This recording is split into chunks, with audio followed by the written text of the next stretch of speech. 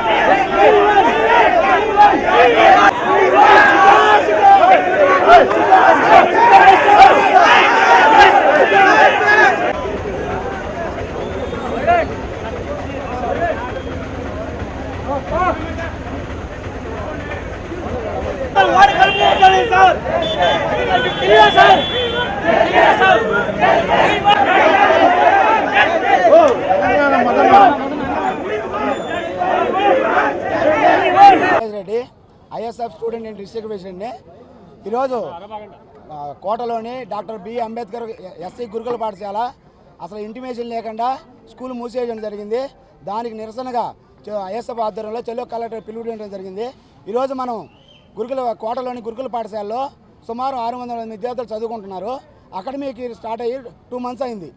ఈ 2 months అయ్యి కనీసం పేరెంట్స్కి ఇంటిమేషన్ ఇవ్వకుండా గత నెల 18వ తారీఖు కాలేజీ ఏజ్ ప్రిన్సిపల్ గారు ఎవరైతే ఉన్నారో పేరెంట్స్ అందరూ ఫోన్ చేసి 19వ తారీఖు అందరూ ఆదివారం ఇక్కడికి రావాలని చెప్పి ఇంటిమేషన్ ఇచ్చి పక్కా సమాచారం పక్కా ప్లాన్తో పోలీసుల సమక్షంలో పోలీసులను పిలిపించి మీ పిల్లలకి ఇక్కడ ఇంక నుంచి స్కూల్ ఉండదు, హాస్టల్ ఉండదు, మీ పిల్లలందరినీ తీసుకొని మీరు ఇంటికి వెళ్ళిపోండి, మీరు కానీ ఏదన్నా దౌర్జన్యం చేసినా టీసీలు అడిగినా సరే పోలీసుల చేత లాఠీ చార్జ్ చేయించని చేసి కొట్టించి మరి ఇక్కడ పంపిస్తామని వాళ్ళని భయభ్రాంతులు గురి చేసి వాళ్ళకి దగ్గరుండి పోలీసుల దగ్గరుండి మరి టీసీలు ఇప్పించి నేను ఒకటే అడుగుతున్నా ఐఎఫ్ ద్వారా కనీసం ఒక స్కూల్ మూసేసేటప్పుడు కనీసం ఇంటిమేషన్ ఎవరా అకాడమిక్ స్టార్ట్ చేయకముందు ఏం చేస్తున్నారు? సరే వాళ్ళు ఏమంటున్నారు, మేము ఐఐటి నీటు ఇక్కడ స్టార్ట్ చేస్తామంటున్నారు. అంటే కోటలో డాక్టర్ బిఆర్ అంబేద్కర్ ఎస్సీ గురుకుల పాఠశాలలోనే నీటి ఐఐటి పెట్టాలనా? జిల్లాలో ఎక్కడ ప్లేసులు లేవా? జిల్లాలో ఎక్కడ కూడా హాస్టల్స్ లేవా? ఎందుకంటే అక్కడ గమనించింది, మేము వెళ్ళి ఇన్స్పెక్షన్ చేసాం. దాన్ని ఏంటంటే అక్కడ 10 ఎకరాల ల్యాండ్ ఉంది, ఈ 10.5 ఎకరాల ల్యాండ్ ఉందాడ. ఆ ల్యాండ్ని కబ్జా చేయడానికి గత నెల 13వ తారీఖు 4 వెళ్ళి ఇన్స్పెక్షన్ చేశారు. ఇదైతే మనకు అన్నిటికీ మీరు గతంలో తెలుసు ఎన్బికేఆర్ కాలేజ్ ఎలా ఉందో దానిలాగానే దీన్ని కూడా ఎడిట్ చేసి దీన్ని స్వాధీనం చేసుకోవాలని ఈ పిల్లల్ని నడి రోడ్డు మీదకి వదిలేశారు. వీళ్ళని ఏం చెప్తున్నారు, నేను ఒకటే చెప్తున్నా, నేను 2 నెలలుగా ఈ ఎస్టీ బీసీ హాస్టల్ తిరుగుతున్నా. మొత్తం కూడా ఎక్కడ కూడా ప్రభుత్వ హాస్టల్ అంటే మనం స్వతంత్రం వచ్చి 80 సంవత్సరాలు అయింది మనకి. మనం ఈరోజు జీడిపిలో ప్రపంచంలోనే 4వ స్థానంలో ఉన్నాం. చంద్రయాన్ సక్సెస్ అని సంబరాలు చేసుకుంటున్నాం. ఒక ఇండియన్గా నాకు అవన్నీ ప్రౌడ్గానే ఉన్నాయి. కానీ ఇప్పుడు కూడా మనం ఇంత అభివృద్ధి చేసాం, ఇంత టెక్నాలజీ ఉంది. ఇప్పుడు కూడా ఎస్టీ బీసీ హాస్టల్లో కనీసం ఫ్యానులు లేవు. ఒక హాస్టల్కి వెళ్తే నీళ్ళు లేవన్నా మేము హాస్పిటల్ నుంచి తెచ్చుకుంటాం అంటున్నారు. ఒక దగ్గరికి వెళ్తే పురుగులు అన్న వస్తాయని. ఏనా మీ అభివృద్ధి? నేను చంద్రబాబు నాయుడు ఒకటే అడుగుతున్నా, మీరు ఎలక్షన్ ముందు ఏం చెప్పారు? మేము విద్యార్థులకు అన్ని విధాల సహాయం చేస్తాం, విద్యార్థులు ప్రభుత్వ హాస్టల్లో ప్రభుత్వ స్కూళ్ళు అభివృద్ధి చేస్తామని చెప్తున్నారు. ఏం చేశారు? 2 సంవత్సరాలు అయింది ఇప్పటికి. కనీసం ఒక్క ఎస్సీ మీరు ఏమైనా ఇన్స్పెక్షన్ చేశారా? కనీసం మీరు విద్యను మొత్తం ప్రైవేటీకరణ చేశారు, మేము చూస్తాను. కానీ ఉన్న కొన్ని హాస్టల్లో కూడా మేము కాపాడుకోలేకపోతే రాబోయే రోజుల్లో మేము పుస్తకాలు చదువుకోవాలి. ఒకప్పుడు గవర్నమెంట్ స్కూళ్ళు, గవర్నమెంట్ కాలేజీలు ఉంటాయని.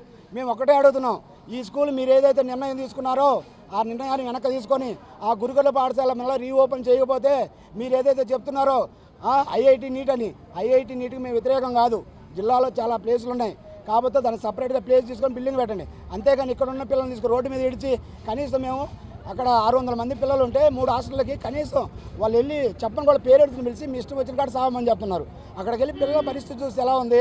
కనీసం అక్కడ 100 మంది స్ట్రెంత్ అయితే వీళ్ళని ఎత్తుకెళ్ళి 200 మందిని వేశారు. ఎక్కడైతే చదువుకుంటున్నారో అక్కడే తింటున్నారో అక్కడే పడుకుంటున్నారు వీళ్ళు. మేము చాలా దారుణంగా ఉన్న పరిస్థితి చూసాం. మేమైతే స్కూల్ మళ్ళీ రీఓపెన్ చేసిన దాకా ఉద్యమాలు చేస్తాం.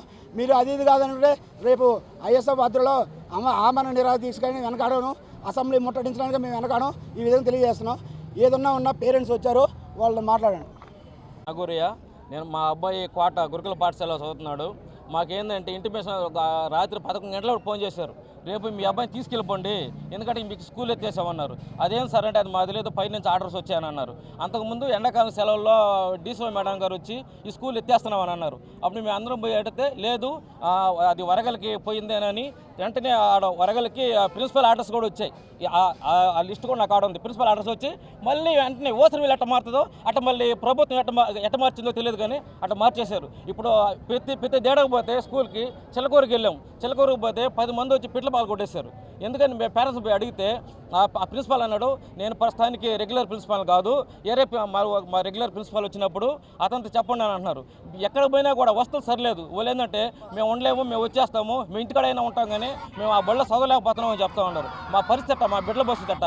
మా ఓట్లు కావాల్సి వచ్చింది కానీ మా బిడ్డ భవిష్యత్తు మాత్రం ప్రభుత్వానికి అవసరం లేనట్టుంటుంది. ఎందుకంటే ఈ ప్రభుత్వం చర్యలు తీసుకొని మా బిడ్డల భవిష్యత్తుని కాపాడాలని కోరుకుంటున్నాము.